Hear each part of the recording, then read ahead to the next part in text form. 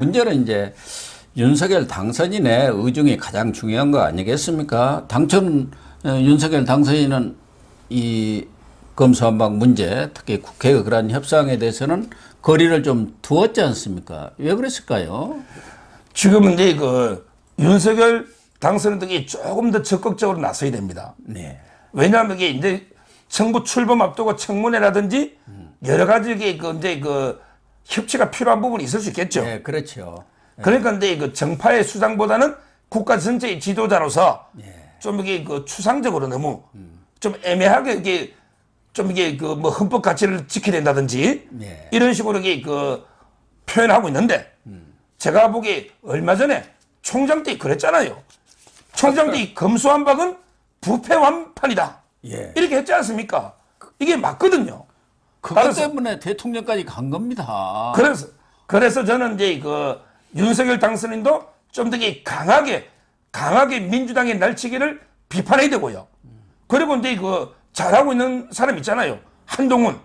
한동훈이가 이게 논리적으로 제대로 이게 잘 반박하고 있으니 저는 뭐 어차피 법무는 한동훈이가 책임지니까 이번에 청문도 이게 전쟁입니다.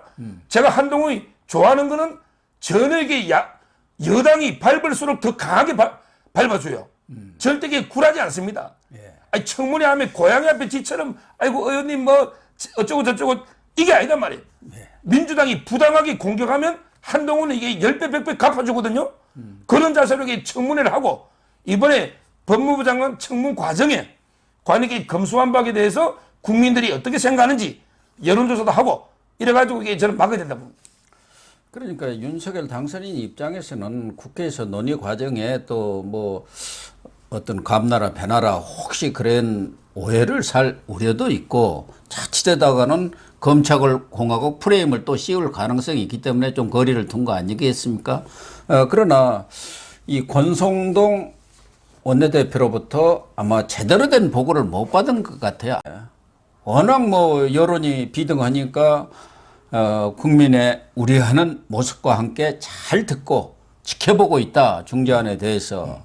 그리고 지금 취임을 안 했으니까 어떻게 할 방법은 없다. 취임 이후에 헌법 가치를 수호하기 위한 노력과 모든 열성을 다하겠다. 그런 입장을 표명을 했고 25일 다시 이 메시지를 냈어요.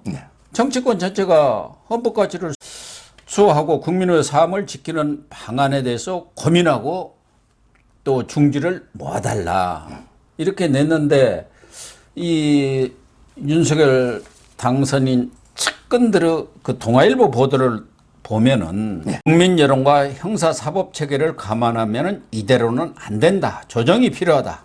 지방선거를 앞두고 선거와 공직자 범죄를 검찰 직접 수사 대상에서 제외한 것은 문제다. 이렇게 동아일보한테 얘기하고 동아일보 보도는 이게 진짜 윤석열 당선인의 뜻입니다 하고 이제 특종 비슷하게 이렇게 보도를 했어요. 여기에 이제 윤석열 당선이 있지 않느냐. 그것을 권성동이가 제대로 못 읽은 거 아닌가. 그런 생각도 들어요. 그렇습니다. 물론 이제 윤석열 당선인은 이제 약간 포괄적으로 이제 권성동한테 잘할 거로 생각하고 그렇죠. 포괄적으로 위임을 줄 수는 있는데 근데 합의 내용이 너무나 이게 어처구니가 없는 지금 이게 국민들이 가장 분노하는 게요. 바로 이게 선거 범죄하고 공직자 범죄입니다. 지금 이게 감사원에서요. 며칠 전에 감사원에서 성남의 백현동 있죠. 대장동하고 이제 백현동 있잖아요. 백현동이 옹벽 아파트 있죠. 옹벽이 만리장성 아닙니까? 그렇죠. 길이가 300m야. 높이가 50m입니다.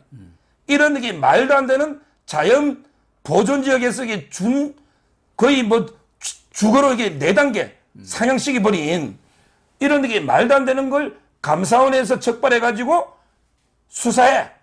이렇게 대검에다가 의뢰를 했잖아요. 이런 걸 이게 검찰에서 수사를 해야 되는데 이런 식으로 이게 지금 검수완박 법이 왔다 갔다 하면 이게 대검이 과연 이게 수사가 됩니까? 안 되죠. 이게 뭐 뇌물이 있다면 부패로 가지만 뇌물이 없이 그런 직권남용도 있을 수 있잖아요. 그러면 이게 처벌해 이재명이를 조사해야 되잖아요. 이것도 이게 말이 안 되는. 따라서 저는 권성동에게 한마디로 이게 검수완박이 아니고 검수완패. 아, 예. 검수완패.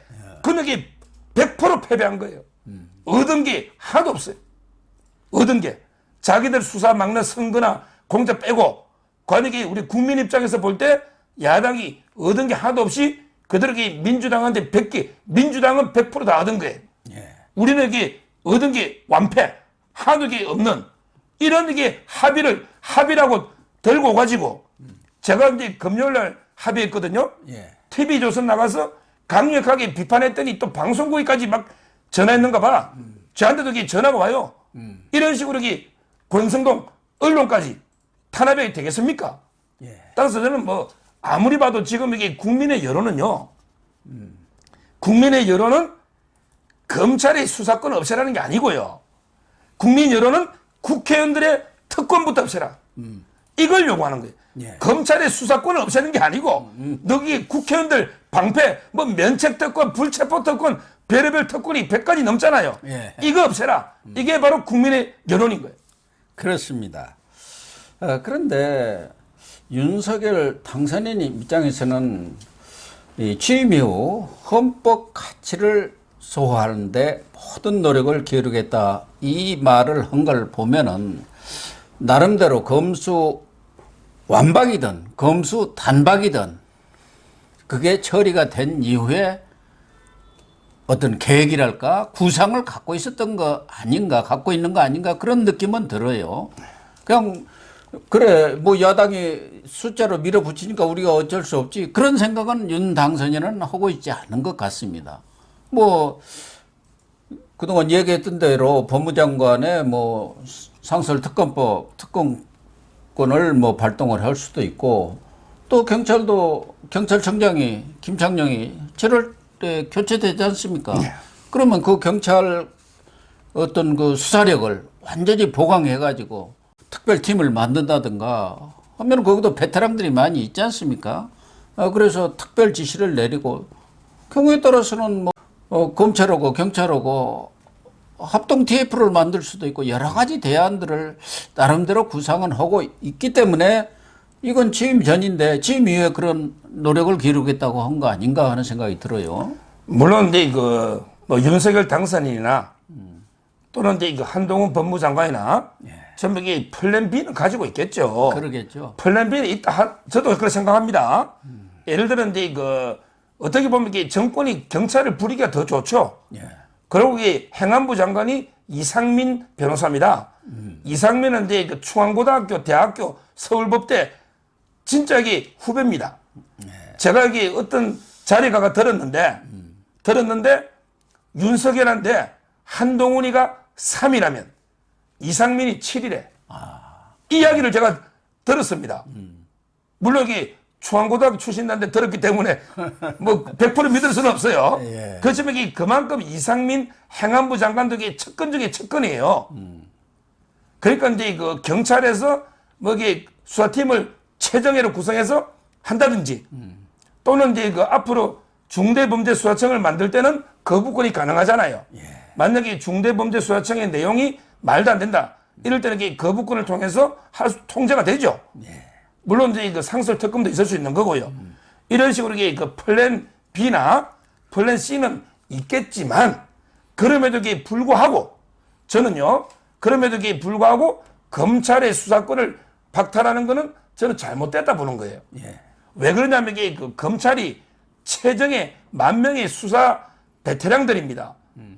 이 사람들을 왜 다 이게 사장식에 없애느냐 말이에요. 굳이 말라고 새로운 청을 또 만듭니까? 제가 100번 양보해가지고 수사하고 공소를 구별한다. 분리한다. 예. 이런 경우에 그냥 지금 공판부 있잖아요. 지금 이게 공판부를 공소청으로 독립시키면 되잖아. 그럼 이게 지금 검찰청이 수사를 다 하고 그다음에 공판부를 공소청으로 독립시키면 간단합니다. 그러면 이게 검사 200~300명이면 아무 잡음 없이 되는 거고 이렇게 한 간단한 걸 왜 굳이 검찰의 수사권 다 없애고 새로 이게 중대범죄수 만들고 또 이게 몇 명 검사는 사표내고 그리 가고 이게 뭐 이래 복잡하냐 말이에요. 그러네요. 따라서 저는 제도상으로 이게 정치권들이 이해관계가 맞아 떨어지는 거죠. 결국 이 자기들의 수사를 덮어버리기 위해서 여야 간의 이해관계, 이게 바로 이해충돌이 되는 거예요. 이 중재안 수용에 대해서 아주 긍정적인 측면에서 좋은 방향에서 한번 전략적인 그런 그 국민의힘의 수가 아닌가. 예를 들면은 이렇게 해갖고 시간을 끌어 가지고 이 민주당의 검수완박법, 검수단박법 이걸 저지하기 위한 전략 아닌가 이런 얘기도 흘러나와요.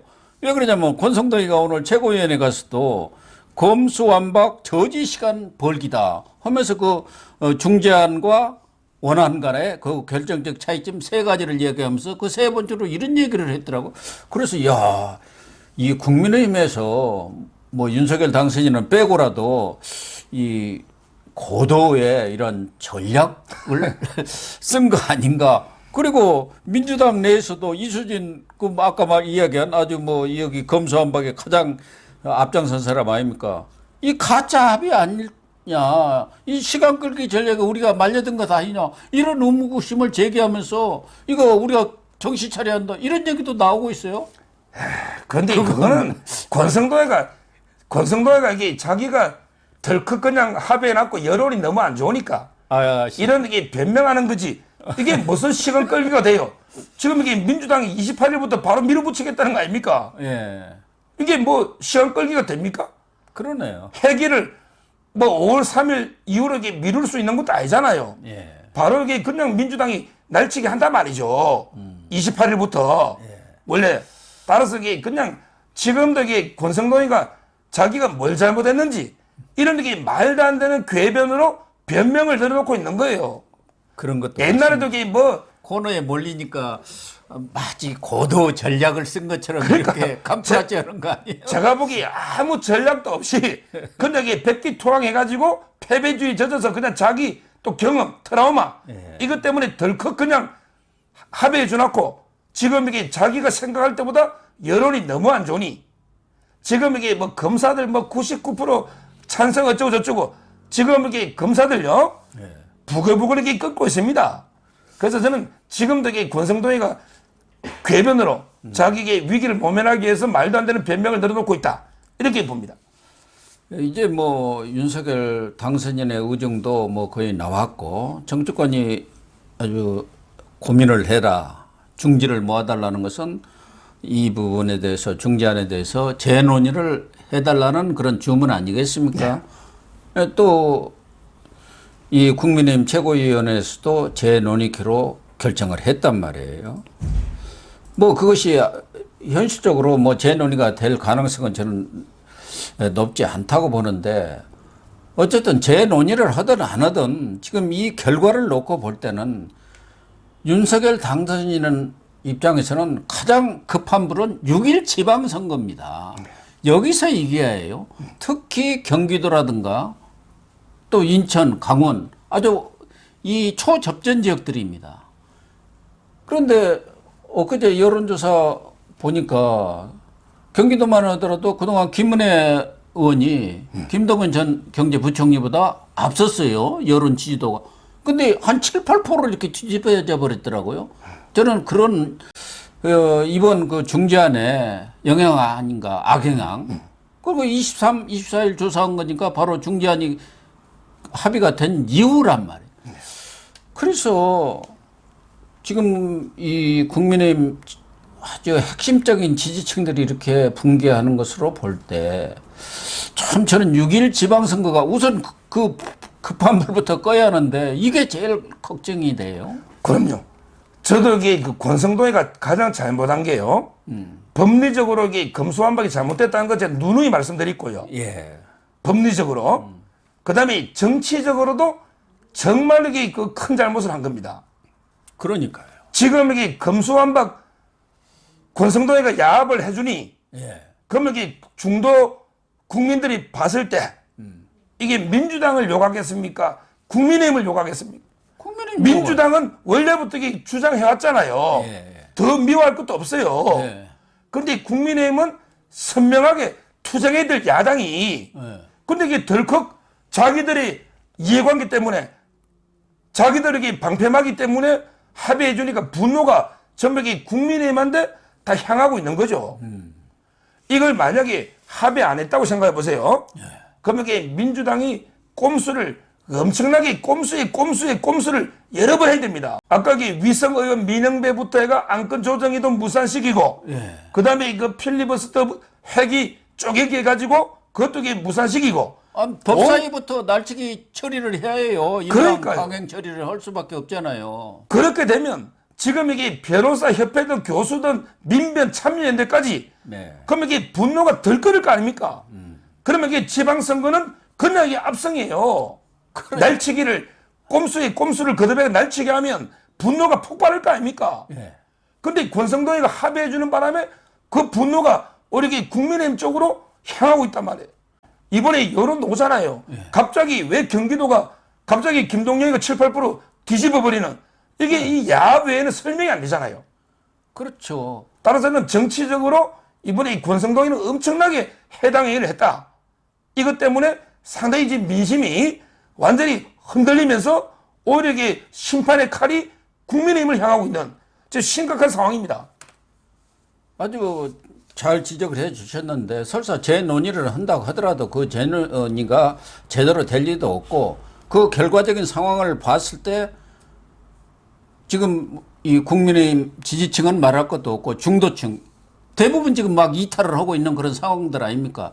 그 사람들이 재논의한다고 해서 돌아올 리가 없잖아요. 이 문제를 만든 이 잘못을 만든 이런 황당한 일을 저지른 사람이 바로 국민의힘이기 때문에 돌아올 리가 없어요. 거기서 합의가 잘 돼가지고 지금 얘기한 대로 공직자라든가 뭐 선거 범죄라든가 그것을 다시 검찰이 수사할 수 있도록 뭐 되돌린다고 한다면 그래도 역시 이 국민의힘이 전략을 잘 썼구나. 결과적으로 보면 그렇게 생각할 텐데 그럴 가능성이 없지 않습니까? 그러면은 저는 6.1 지방선거가 상당히 위기에 처한 것 아니냐. 그 위기라는 것은 바로 윤석열 위기입니다.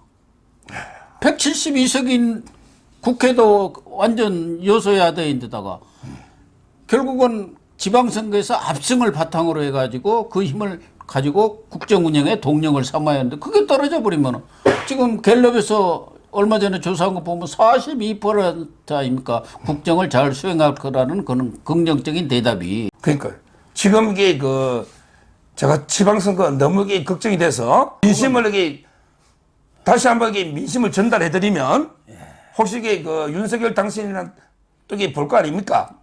그러면 빨리 저는 3명을 정리해야 된다. 지금 빨리 3명을 정리 안 하면 지방선거 어렵습니다. 3명. 첫째, 이준석이 정리해야 돼요. 이준석이 이미 모든 증거가 차고 넘치가 6대 증거 다 있어요.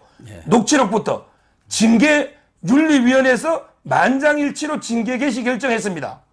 이게 머뭇거리면 안 돼요. 지금 과감하게 이준석이를 정리해야 됩니다. 이준석이를. 그 다음에 두 번째, 권성동이 정리해야 됩니다. 그래야 분노가 좀 가라앉죠. 그렇죠. 이미 해당 행위를 많이 했단 말이에요. 정리하고. 그 다음에 세 번째, 정호영이를 정리해야 돼. 그렇습니다. 이 정호영이 정리해야 됩니다. 더 이상 청문회 머뭇거리고 변명 기회 주고 이거 아니에요. 이 정치적인 심판은 끝난 거예요. 그건 나머지는 법정에 다루려면 법정에서. 정치적 심판은 끝난 거예요. 따라서 이준석, 그 다음에 권성동, 그 다음에 정호영이를 빨리 정리하고, 그럼 이게 대안이 되잖아. 대안을 누굴 내세우느냐. 저는 이준석이 대신에 안철수입니다. 지금 안철수를 분당갑이든 어디든 전면에 내세워야 됩니다. 지방선거에 이준석이 대신에. 그렇습니다. 안철수. 그 다음에 권성동이나 물러나잖아. 그러면 한동훈을 내세워야 돼. 한동훈. 결국 검수완박은 권성동이는 이제 끝났다. 저는 한동훈 법무장관을 저희가 강력 지지해가지고 민심을 수습하는데 앞장 세워야 된다. 제 개인적으로는 이런 생각이 들고, 그 다음에 장관 중에는 원희룡이 있거든요. 그 다음에 지방선거의 총 책임자는 오세훈입니다. 결국 저는 차기는 안철수, 오세훈, 원희룡, 한동훈, 이런 완전히 세대 교체돼야 되는 거예요. 이제 유시민, 홍준표 시대 아닙니다. 그렇습니다. 지금 차기는 안철수, 오세훈, 원희룡, 그 다음에 한동훈까지 이런 얘기에 전면 물갈이 돼야 된다. 그래야만 이 지방선거 이길 수 있다. 저는 이래 봅니다. 저는 권성동 물러나면 장제원이가 나서를 거 아닌가 그런 생각이 들어서 그게 걱정입니다만은 어쨌든 뭐 지금 웃을 상황은 아니고 검수한박, 검수단박 이 문제 정리도 정말 중요하지만 6.1 지방선거에서 패한다면은 영남에서 백날 이긴들 소용없습니다. 경기도요, 이 수도권에서 이기하거든요. 여기서 만약에 패한다면은 윤석열 정부는 출발부터 아주 어려움에 처할 수밖에 없기 때문에 지금 돌아선 국민의힘, 중도층 이 지지자들이 마음을 얻는 그 대안을 빨리 내놓아야 하는데 정말 요새 윤석열 당선인이 워낙 바빠가지고 저희 방송을 안 볼 것 같은데 전에 총장 시절에는 아주 열심히 봤다고 저한테까지도 얘기를 했었으니까 지금 서정욱 변호사님이 제기한 이 세 사람 정리하고 그에 따른 대안을 탁 내세워야만이 얼마 안 남았습니다. 6.1 지방선거에서 정말 이기지 않겠나 그런 생각이 듭니다. 좀 그렇게 해주기를 같이 기대를 하겠습니다.